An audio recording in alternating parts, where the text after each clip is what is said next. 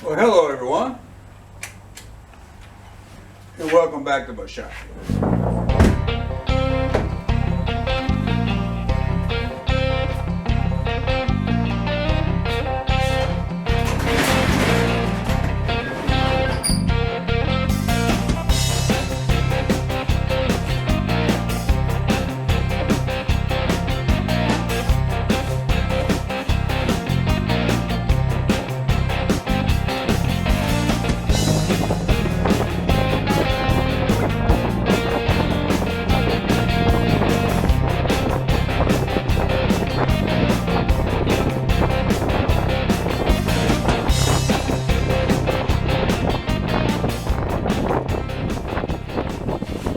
Alright, and welcome. Today we're going to get back on this 49 Chevrolet half-ton pickup truck, the 3100 model, or more specifically the 3104 according to some of the paperwork I've seen. But the series is 3100. Anyway, half-ton pickup. And if you had seen any of my previous videos, you've seen where I replaced the side door glass and the windshields. Well, today we're going to get on this rear window glass. You can see that big crack right there. We'll see if that brand new glass will kind of tidy it up a little bit. So stay tuned. Let's get this old glass out and get the new glass in.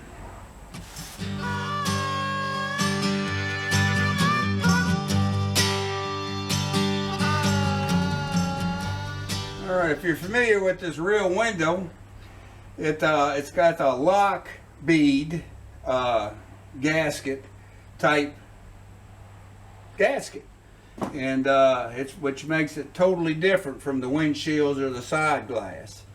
And in a lot of cases, this is really weathered real bad, but this has been kept in the dry quite a bit, and it's not that bad as far as the rubber. But what I'm going to try to do is pry out that lock bead. If I can't, then I'm going to take this this knife and I'm going to run it along and cut it out. Now, the reason why I'm saying it now is I've got my fan off and we're already in the 90s, so I'm going to turn my cooling fan back on, which is going to mess with the sound. So you'll probably hear some music. I don't know, it depends upon how it sounds in editing. But trying to explain beforehand, I'm going to try to pry out the lock bead. If I can't get it out, I'm going to cut it out. Now, another thing to note is that the gasket itself is not molded as one piece. It's actually a long piece, and it's spliced down here at the bottom. And I'm noticing from the factory, this is still the factory glass. It's never been replaced. But the seam for both the lock bead and the gasket are exactly the same, are lined up right here, and there's very little gap at all. So this being 49, it's what? This is 2024, what, 75 years? And it's not really shrank at all. So anyway, I'm going to get to trying to get that out. I'm going to turn my fan on. And let's see what we run into.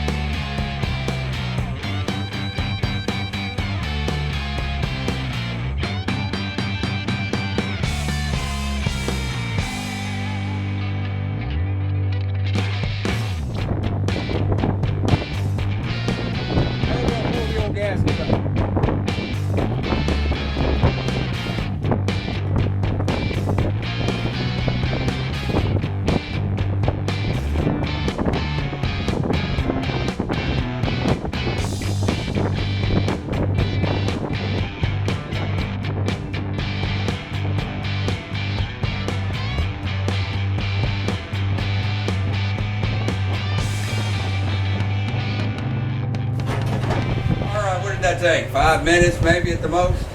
I wanted to move you to this way to get you away from the fan noise, but I'm going to have to take a wire wheel and clean up. There's some surface rust and some other stuff I want to clean up. Then I want to put a touch of rust reformer on it to stop any rust that it has, and I might even put a coat of some flat back black paint on it. So anyway, I'm gonna get to cleaning it up, and I showed you a little close-up of what it looks like now that I got the gasket off. I'll show you once I'm done cleaning it up. All right, I got a little light on the subject, and I went through and knocked off all the heavy rust. There's what the window looks like. And it appears that this corner here and this side got the worst of the weather, but that's all right. That rust enhancer will change this surface rust to a paintable surface.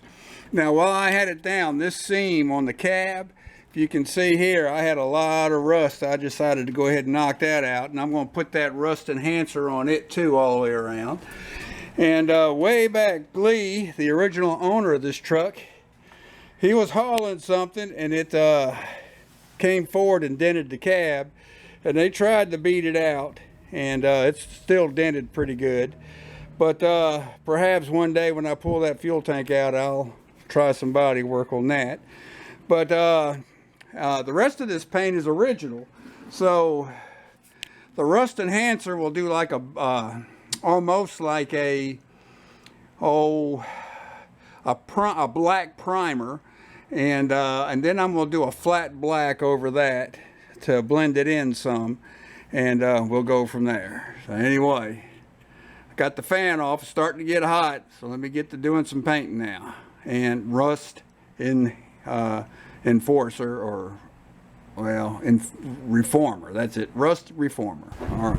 I'm going to play that for you after the break, but I want to get to this one thing before. So, folks, they're in the market for a rifle, shotgun, or revolver.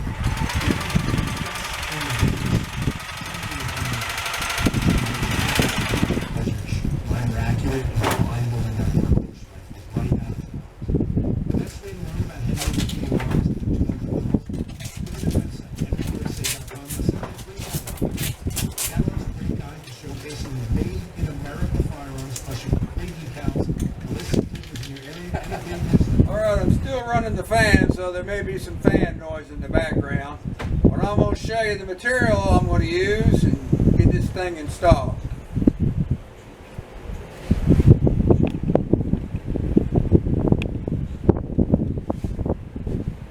So this is the gasket. Precision replacement parts. Now, I already had a big problem putting in the windshield using a cheaper gasket. And I ended up going with the steel, S-T-E-E-L-E product, and then windshields popped right in. I don't know how good this is going to go, but we're going to give it a shot. You don't use a rope or anything like that to pull it in, so that's possibly a good thing. But here's the lock bead right here. That is what locks the glass into the gasket once you get everything seated. And here is the actual gasket. And you can see it'll butt together when it's done. Now I'm going to try to show you right here. Alright. The bigger channel, boy, that feels really flimsy. I don't know. That's for the glass, will go on the wider channel. This channel here on the bottom, that's for your pinch weld right here, okay? And this channel right here is what this lock bead will seat down in. From what I understand, you press it in and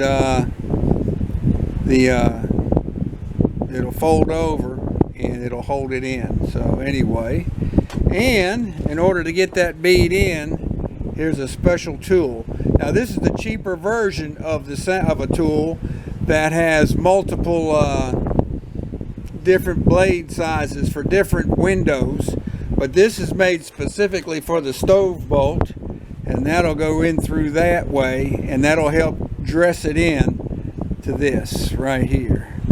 So anyway, let's what I'm going to also do, I am not going to use any sealer. I didn't run into any sealer on that old gasket whatsoever, so I'm not going to use any on this. Now, I've watched some YouTube videos where it shows using a hardening and a non-hardening sealer. I'm not going to go that route. If I do happen to develop a leak, you can add the non-hardening sealer between the glass and the gasket after the fact. So anyway, all right. Now, make sure when you go to put your gasket in that you have the lock bead out, and the skinny fold is what goes down over the pinch weld. I've got the midway marked here, so let's get this thing on.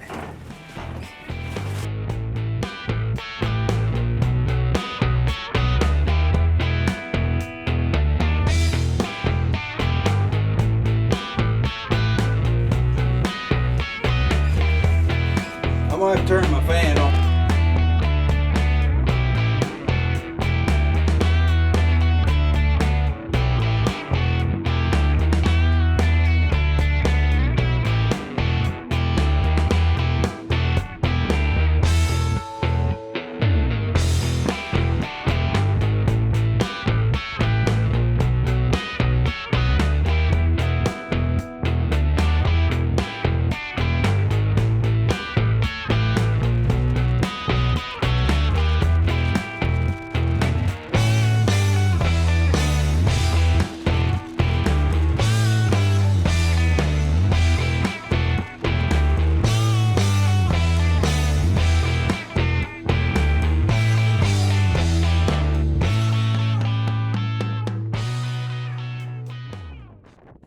Alright, I've turned the fan off so I could show this.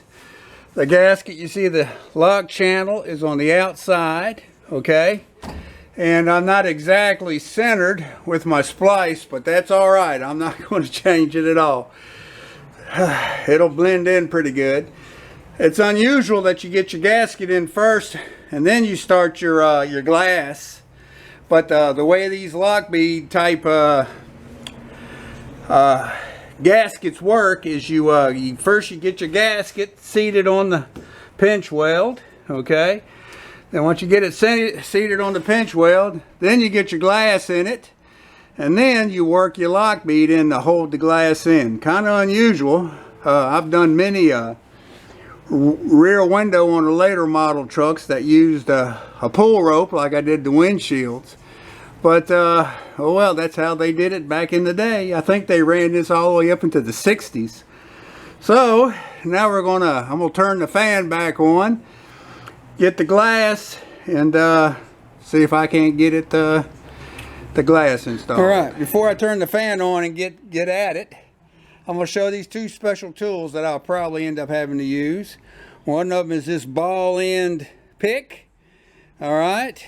And the other is this plastic, I don't know what to call it.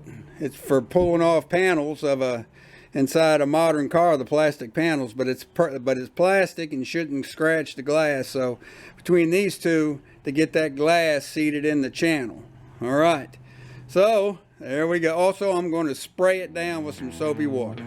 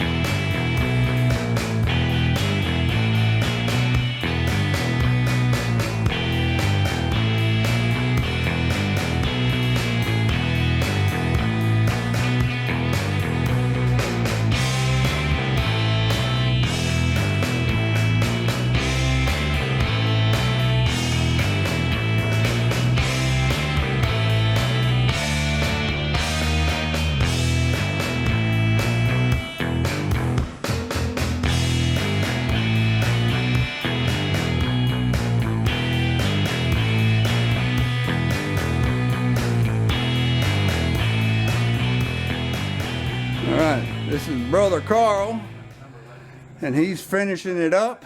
I would have recorded it, but there was two of us, like I thought it was going to take, and there was no way we could set a camera up to show it. But you just got to slowly fit the glass in from the bottom, get the two bottom corners started in, and then you slowly work it around. And then it's even slower to get that lock bead set into the gasket. But you just go slow. Be careful, don't push on the glass too hard, because it will easily pop into the cab. And don't tell us how we know, because we figured that out. So anyway, isn't that right, Carl? Yeah, that's right. Right now, we got it in, got it locked. Getting a little bit of the residual cleaned up, and we'll clean it up. And every glass in this truck will now have been replaced. All right. All right, I'm going to show the inside fit. And the gasket seems to be sealing pretty good. All right. Nothing in the corners. All right. So that lines up, that gasket is pretty good. It did not rip. So that's a good thing also.